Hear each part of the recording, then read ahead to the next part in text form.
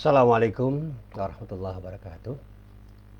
Para jamaah yang dirahmati Allah, mohon maaf siaran ini terganggu karena ada kabel listrik yang terputus tadi, sehingga siaran ini menjadi terputus tiba-tiba. Kita lanjutkan saja apa yang saya sampaikan tadi di cerita saya tentang bagaimana saya belajar dari Ibnu Qayyim al-Jauziyah, dari sebuah karyanya yang di dalam bukunya itu disebut dengan judul Madarijus Salikin. Ternyata saya mendapatkan banyak hal dari situ. Satu fakrah, ya, satu alinea saja saya membaca, itu saya mendapatkan banyak pelajaran. Apalagi ketika saya baca satu bab dari sebuah pembahasan. Luar biasa. Bahkan ada satu bab yang ketika saya coba untuk saya telaah dan saya sampaikan di sebuah forum, itu mendapatkan respon yang sangat positif, yaitu bab tentang mukasyafah. Bab mukasyafah itu dulu pernah saya sampaikan, tapi gagasannya bukan dari Ibnu Qayyim al-Jauziyah, tapi dari Imam Al-Ghazali. Saya pernah menyampaikan itu dan responnya juga sangat positif. Apalagi ketika saya mencoba untuk menelaah lebih jauh, lebih dalam tentang kajian mengenai mukasyafah itu di dalam beberapa karya ulama lain. Ternyata saya semakin menyadari bahwa saya ini bukan siapa-siapa, karena dalam proses intelektual dan spiritual ulama-ulama besar seperti Ibnu Qayyim al-Jauziyah itu ada sesuatu yang tidak mudah dilalui oleh setiap orang. Apalagi ketika kita merujuk pada Rasulullah, bagaimana proses yang terjadi pada di Rasulullah itu, ya, banyak yang tidak kita pahami dengan nalar biasa, karena ada nubuwah, ya, kepribadian dari Rasulullah yang memang tidak dimiliki oleh orang lain. Kenabian Nabi Muhammad SAW itu kan anugerah dari Allah dan tidak dimiliki orang lain. Orang lain bahkan kalau ingin mencari sesuatu yang datang dari Allah itu maksimal akan dapat hikmah. Hikmah itu adalah satu hasil dari sebuah perolehan yang tidak dilalui dengan proses intelektual biasa, tetapi dengan proses mujahadah yang luar biasa, yang pada saatnya Allah memberikan sesuatu yang nilainya itu jauh lebih hebat daripada ilmu yang didapatkan oleh orang. Sehingga ada rangkaian tahapan orang belajar itu, dari ilmu dapat hikmah. Nah, pada saat Rasulullah itu mendapatkan ilmu dan hikmah, ada sesuatu yang luar biasa pada diri Rasulullah, apalagi ketika nubuwah itu ada pada diri beliau. Kenabian beliau itu melahirkan sesuatu yang tidak bisa ditiru oleh orang lain. Nah, kembali pada apa yang saya sampaikan tadi, apa yang saya pelajari dari karya ulama, satu saja dari karya ulama yang barangkali belum 10%-nya saya itu mengkaji kitab itu, saya sudah mendapatkan banyak hal. Nah, hari ini saya ingin mencoba melihat persoalan hijrah itu dari semangat hijrah yang saya coba ingin saya pahami dari peristiwa hijrah yang terjadi pada zaman Rasulullah. Nah, para jamaah yang dirahmati Allah, hijrah itu sekali lagi tidak boleh kita maknai hanya sekedar berpindah secara fisik, tetapi ada satu proses transformasi yang luar biasa yang terjadi pada diri seorang yang berhijrah itu, dari mulai hal-hal yang bersifat spiritual sampai hal-hal yang bersifat intelektual. Dan pada saatnya ada sikap mental yang pada waktu orang itu berhijrah itu bisa jadi mengalami perubahan yang sangat luar biasa.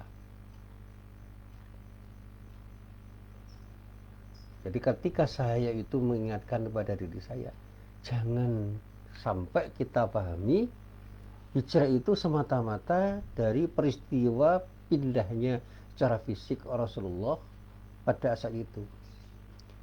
Dan hijrah itu harus menjadi bagian dari kesadaran kita, karena kita harus menjadi lebih baik dari waktu ke waktu. Dan ini perubahan-perubahan yang harus terjadi pada saat kita ingin menjadi lebih baik, lebih berkualitas, dan lebih bernilai dalam hidup kita.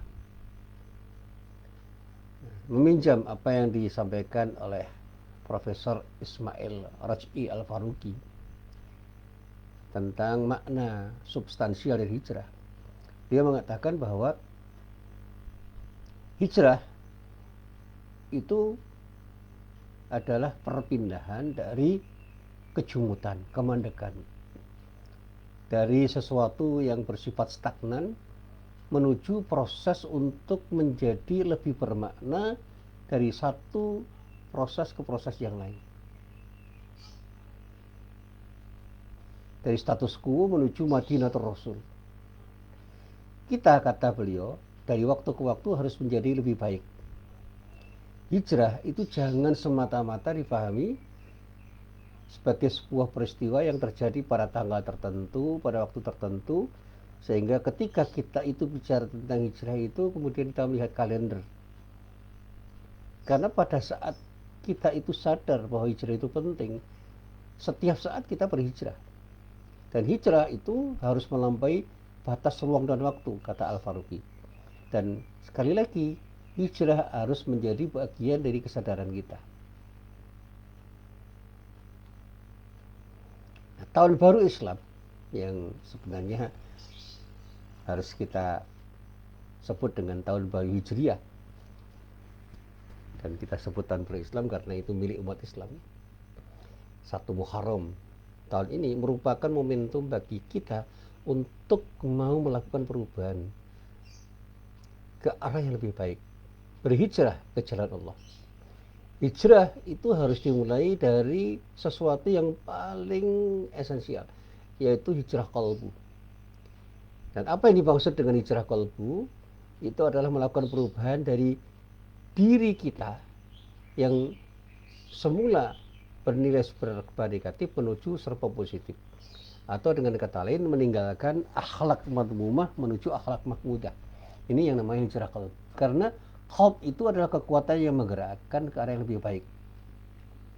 Nah, ketika kita ingin meninggalkan akhlak madmumah, akhlak yang buruk menuju akhlak yang baik, setidaknya ada 5 hal yang perlu kita maknai di dalam hidup kita. Yang pertama, kita harus mampu dan punya kemauan kuat untuk meninggalkan prasangka buruk menuju prasangka baik.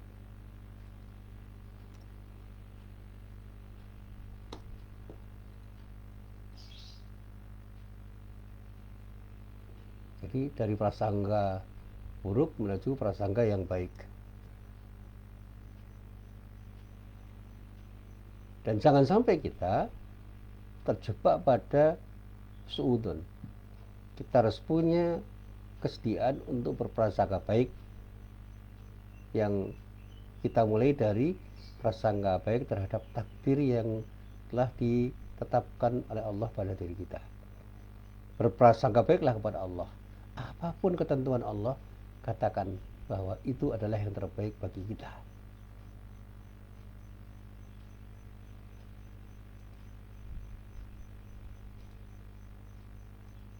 Nah, para jamaah yang dirahmati Allah, dari hal yang seperti ini, saya sering mengatakan begini.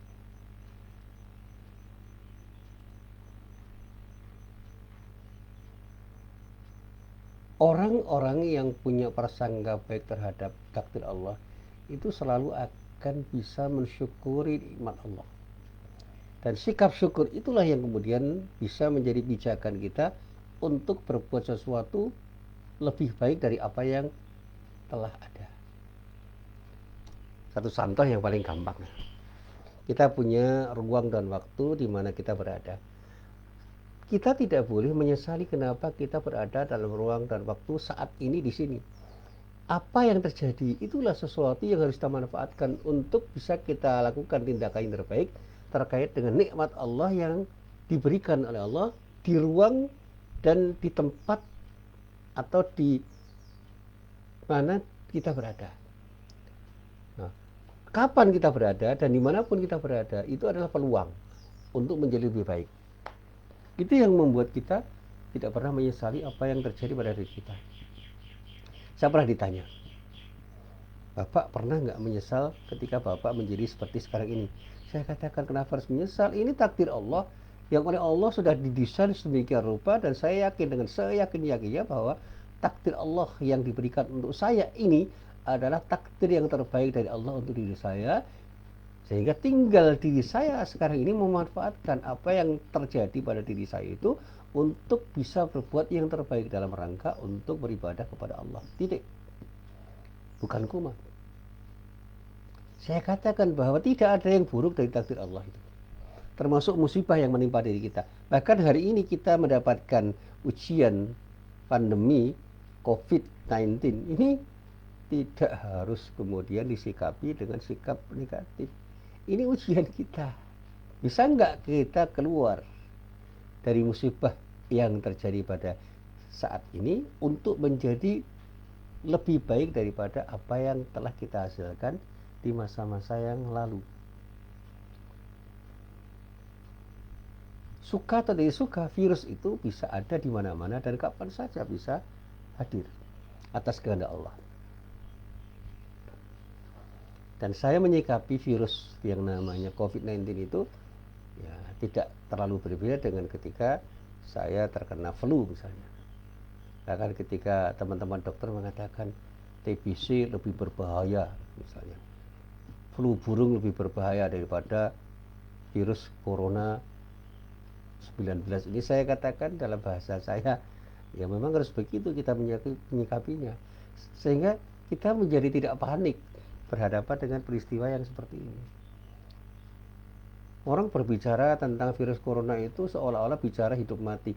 Saya katakan hidup mati itu urusan Allah, yang penting kita punya ikhtiar yang terbaik untuk menjadi orang yang bisa berpindah dari satu tempat ke tempat lain, dari satu waktu ke waktu yang lain, untuk bisa menjadi lebih baik dari apa yang bisa kita kerjakan. Selebihnya serahkan pada Allah. Karena kewajiban kita itu hanya berikhtiar dan berdoa kepada Allah, dan selanjutnya kita bersikap tawakal kepada Allah, selesai. Jadi tinggalkan prasangka buruk menuju prasangka yang baik. Nah, yang kedua, berempati pada orang lain. Jangan pernah kita tidak punya kemampuan untuk berempati pada siapapun, dimanapun dan kapanpun. Ya.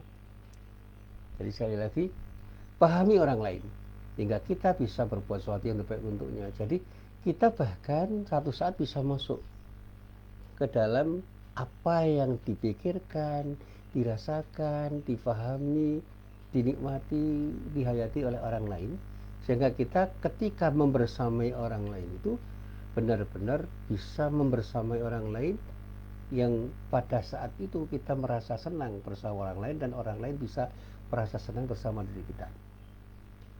Pada malam Kamis minggu yang lalu, saya diajak oleh teman saya untuk makan bakmi di sebuah sudut desa di Kabupaten Bantul. Ya, sepiring bakmi itu mungkin nilainya tidak seberapa, tapi menjadi sangat bernilai karena semua yang saya lakukan bersama teman saya itu saya nikmati saja sebagai sebuah bentuk persahabatan yang tidak hanya sekedar mengawali dari sebuah dialog, tetapi saya nikmati sebagai sebuah proses dialog yang luar biasa ketika saya berkumpul di situ dengan teman saya yang berjumlah 2 orang itu, berbagi dengan berbagai macam hal yang bisa kita share, dan banyak hal yang saya dapatkan dari proses berbagi yang saya dapatkan di warung bakmi itu, sehingga banyak yang menginspirasi saya untuk bisa melakukan sesuatu yang lebih baik dari apa yang saya lakukan, yang sudah saya lakukan sebelumnya. Inilah manfaat berempati. Saya diajak, mari. Yang ketiga, jangan pernah kita sombong atau takabur. Jangan pernah kita merasa serba hebat. Hargai orang lain, hormati orang lain. Jangan sampai kita memandang remeh orang lain dan memandang diri kita itu lebih daripada orang lain. Karena kita harus sadar bahwa ada kelebihan-kelebihan yang ada pada diri orang lain yang kita tidak punya. Sementara mungkin saja ada kelebihan-kelebihan yang kita miliki yang tidak dimiliki oleh orang lain. Allah itu menciptakan manusia itu kan kurang lebih. Jadi jangan pernah kita sombong, dan sebaliknya juga jangan sampai kita bersikap rendah diri, sudah biasa aja, natural aja kita bergaul dengan orang lain. Yang keempat, jangan pernah kita bersikap egois. Tinggalkan sikap egois dan belajarlah untuk berbuat baik pada orang lain, karena kita harus menganggap orang lain itu bagian dari diri kita, sehingga orang lain pun bisa menganggap diri kita menjadi bagian dari diri mereka. Yang kelima, berorientasilah jangka panjang. Intinya, setiap orang Islam harus berusaha menjadi orang yang berguna bagi orang lain selama-lamanya. Seorang muslim harus menjadi rahmat bagi seluruh alam sepanjang waktu. Dan inilah momentum yang terbaik pada saat kita betul-betul tahu arti penting hijrah. Nah, ada satu ayat yang ingin saya sampaikan pada pagi hari ini, yaitu surat Al-Anfal ayat 74. Di dalam ayat itu Allah berfirman, A'udzubillahi minasyaitonirrajim, walladzina amanu wa hajaru wa jahadu fi sabilillahi walladzina awaw wa nasaru ulaika humul mu'minuna haqqa. Ini yang seringkali saya coba untuk saya telaah. Ada kata-kata walladzina amanu hajaru wa jahadu fi sabilillah. Ada 3 pernyataan. Amanu, hajaru, wa jahadu. Dan orang-orang yang beriman, berhijrah serta berjihad di jalan Allah. Lalu masih dilanjutkan, walladzina awau wa nasaru. Dan orang-orang yang memberi tempat kediaman dan memberi pertolongan kepada orang-orang yang berhijrah. Waktu itu kaum Ansor memberi pertolongan kepada kaum Muhajirin. Ulaika, mereka itu, orang-orang Ansor itu, humul mu'minuna haqqa.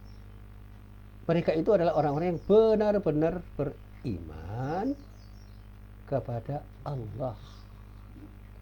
Artinya keberimanan mereka kepada Allah itu betul-betul difahami sebagai perimanan yang benar. Lahum maghfiratu wa rizqun karim. Mereka pada saatnya memperoleh ampunan dan rezeki yang mulia. Jadi siapapun yang punya kesediaan untuk menjadi orang yang beriman, berhijrah, berjihad, dan memberi tempat kediaman serta beri pertolongan kepada siapapun ketika orang lain itu butuh pertolongan, butuh kediaman, dan pada saat itu kita berjuang dengan kesungguhan untuk melakukan tindakan yang terbaik dalam rangka beribadah kepada Allah, serta melakukan hijrah dalam arti bagaimana kita melakukan proses transformasi dari sesuatu yang baik menjadi lebih baik, dari sesuatu yang buruk menjadi baik, dengan dasar iman. Insya Allah kita itu akan menjadi orang-orang yang betul beriman, dan pada saatnya Allah akan bersedia memberikan ampunan dan rezeki yang mulia pada diri kita. Dan inilah yang selalu saya sampaikan kepada para murid saya, para jamaah saya, para mahasiswa saya. Hijrah itu kewajiban, bukan pilihan. Itu keharusan, necessity, bukan pilihan. Saya kira pernyataan-pernyataan bahwa hijrah itu bukan pilihan, itu pernyataan yang bisa dipertanggungjawabkan. Hijrah itu bukan sekadar pilihan, keharusan. Hijrah bagi seorang muslim itu merupakan keharusan, dan itu yang dilakukan Rasulullah. Perpindahnya Rasulullah dari Makkah ke Madinah itu merupakan keharusan. Kenapa? Ketika Rasulullah itu tetap berada di Makkah pada waktu itu, tidak akan pernah ada perubahan yang signifikan di dalam dakwah beliau.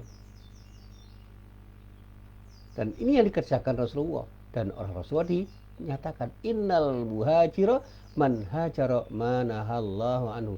Orang yang hijrah itu prinsipnya adalah, esensinya adalah orang yang meninggalkan apa yang dilarang oleh Allah kepadanya. Kalau kita itu pernah melakukan sesuatu yang tidak baik, tinggalkan. Ketika kita bermaksiat, tinggalkan. Ketika kita pernah berbuat tidak baik, tinggalkan. Untuk apa? Untuk berpindah ke arah yang lebih baik dari apa yang pernah kita kerjakan. Proses untuk menjadi baik dan lebih baik itu memang berat, tetapi itu harus dilakukan, dan itulah yang saya katakan sebagai kewajiban. Kita pernah tidak tahu, kita pada saatnya harus tahu dan menjadi lebih tahu. Dari proses itulah kemudian kita menjadi pintar. Yang dulu pernah saya ceritakan, saya itu pernah punya kesulitan untuk membaca sebuah kitab kecil yang berbahasa Arab. Betapa sulitnya karena kitab itu tidak berharokat. Lalu ketika saya belajar bahasa Arab, diajari oleh guru saya untuk membaca kitab dengan proses pembacaan yang sederhana, namanya Kiai Bakir guru saya itu. Yuk kita belajar nahwu shorof untuk apa? Untuk bisa baca kitab. Secara gramatikal saya mulai dilatih untuk membaca kitab bahasa Arab itu dengan baik dan benar. Itu gramatikalnya saja, tapi untuk memahami isi kitab itu ada proses yang lebih lanjut. Karena ilmu yang kita perlukan untuk membaca kitab itu tidak hanya nahwu shorof, banyak hal. Bahasa Arab saja itu banyak sekali cabang ilmunya. Tapi Kiai Bakir itu mengatakan tidak usah terlalu sulit untuk belajar kitab itu. Yuk kita berakrab-akrab dengan bahasa Arab, cintailah bahasa Arab itu, kemudian lakukan proses pembacaan yang benar dengan prinsip-prinsip kebahasaan yang memang standar untuk orang Arab. Nah, di sini hijrah itu bisa kita lakukan dengan hal-hal yang bersifat intelektual. Sehingga secara intelektual dari waktu ke waktu kita akan menjadi lebih baik. Lalu saya yakin bahwa secara moral pun kita ini perlu berkembang. Dan perkembangan moralitas kita itu juga searah dengan perkembangan yang bersifat intelektual kalau kita mau melakukannya. Bahkan spiritualitas kita itu akan berkembang kalau kita mau mengembangkan diri. Sikap muslim itu harus tegas dan jelas. Kita sebagai muslim harus berubah. Tidak boleh ada alasan untuk tidak mau berubah ke arah yang lebih baik. Dan tidak ada perubahan yang tidak memerlukan pengorbanan. Tidak ada perubahan sekecil apapun yang tidak memerlukan pengorbanan. Perubahan itu adalah sebuah tuntutan hidup yang pada saatnya memerlukan pengorbanan. Kecil besarnya perubahan itu akan seiring dengan besar kecilnya pengorbanan. Orang Islam itu harus mau berkorban, mengorbankan waktu, mengorbankan uang, tenaga, pikiran, perasaan untuk berubah. Nah, para jamaah yang dirahmati Allah, untuk bisa meringkas apa yang ingin saya nyatakan di sini, saya ingin membangun sebuah pernyataan yang sifatnya ilustratif. Saya pernah diremehkan orang karena saya pada waktu itu tidak bisa berbahasa Inggris. Waktu itu saya kuliah di IAIN, sekarang namanya UIN. Memang nyata-nyata saya hanya punya kemampuan berbahasa Inggris di bawah standar itu. Saya dikatakan Anda punya kemampuan bahasa Inggris yang di bawah standar. Dan saya sadari itu. Ketika itu saya renungkan apa yang harus saya lakukan untuk bisa membuktikan bahwa saya bisa. Akhirnya saya belajar dan belajar. Saya waktu itu punya sedikit uang, saya bayarkan pada sebuah lembaga kursus namanya PEC. PEC itu Practical English Course. Dalam waktu 3 bulan saya diajar untuk memahami bahasa Inggris yang paling dasar. Nah, itu elementer aja. Dan selanjutnya saya diminta untuk mengembangkan sendiri. Selesai 3 bulan itu saya belajar bahasa Inggris secara elementer. Nah, intermediate-nya saya belajar sendiri. Dan kebetulan di IAIN ada lembaga bahasa. Dan pada waktu itu luar biasa, saya mendapatkan nilai 99 dari ujian yang saya ikuti, dan saya menjadi mahasiswa terbaik di kelompok saya. Dan saya mendapatkan beasiswa waktu itu. Beasiswa sebagai akibat dari nilai bahasa Inggris saya, nilainya 99 dari keharusan 100. Lalu saya dapat duit. Nah, saya langsung menginvestasikan duit saya itu untuk kursus. Kursusnya apa? Masih practical English. Ya, saya ingin bisa ngomong bahasa Inggris. Itu aja. Nah, ternyata untuk bisa ngomong bahasa Inggris itu perlu keberanian dan perlu pembiasaan. Ini yang dikatakan oleh guru saya. Kamu harus berani berbicara dan jangan takut salah. Dan biasakan untuk berbicara sehingga Anda bisa bicara tanpa beban, seperti ketika Anda ngomong bahasa Indonesia, ngomong bahasa Jawa seperti yang Anda lakukan setiap hari. Anda yakin nggak bahwa dulu ketika Anda belum bisa bahasa Indonesia, Anda punya kesulitan untuk ngomong? Ya, bahasa Jawa juga begitu. Akhirnya saya berkeberanian untuk bicara. Dan tidak tanggung-tanggung saya seringkali menjumpai turis-turis asing itu untuk hanya belajar berbicara. Berani aja, ternyata mereka paham dan saya bisa memahami apa yang mereka sampaikan, meskipun pertama kali saya itu berbicara mereka tidak paham dan saya juga tidak mengerti apa yang mereka omongkan. Tapi dari waktu ke waktu setelah saya terbiasa bergaul dengan mereka, gak terlalu lama saya akhirnya memahami apa yang mereka katakan, dan mereka tahu apa yang saya katakan. Dan tidak tanggung-tanggung kemudian saya sering lihat TV yang waktu itu belum ada subtitlenya ya, beberapa film dari Amerika, dari Inggris, dari Australia yang ada di televisi itu saya tonton malam-malam untuk hanya sekedar mendengarkan apa yang mereka omongkan dan memahami apa yang mereka omongkan. Pertama kali ya bingung, tapi akhirnya saya paham apa yang mereka omongkan itu dari waktu ke waktu, sehingga greeting mereka saya terubah. Bagaimana mereka mengucapkan salam pembuka, bagaimana mereka berpisah, bagaimana mereka itu mengetuk pintu sambil ngomong dengan bahasa Inggris yang standar mereka. Kemudian bagaimana mereka mengucapkan terima kasih, dan akhirnya saya bisa beli buku. Bukunya itu dari yang sederhana, percakapan sehari-hari, daily English conversation harian dalam bahasa Inggris.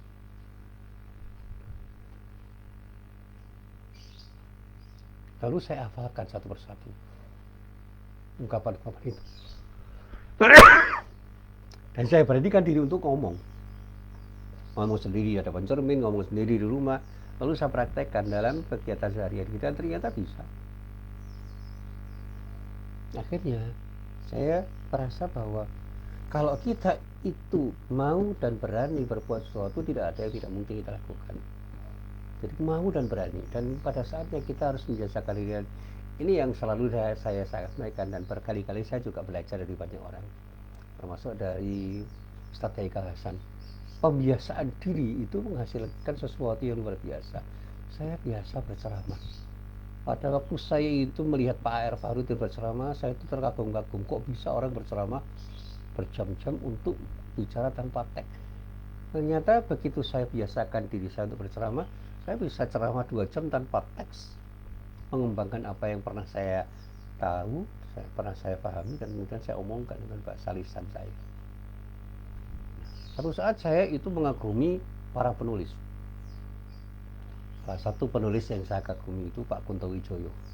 Dari buku yang saya baca, dari tulisan beliau itu saya kagum dengan apa yang beliau tulis.